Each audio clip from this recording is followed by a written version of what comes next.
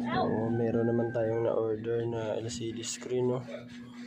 Tecno Pure 4. So, meron lang siyang backlight.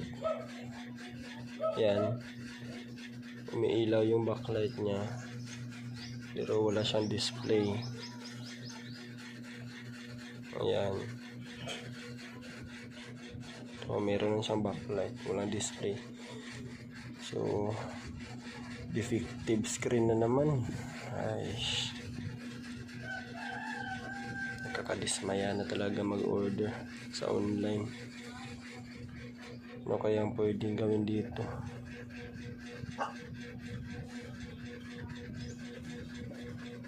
Yan, defective LCD screen. Yan, Tecno Pure 4.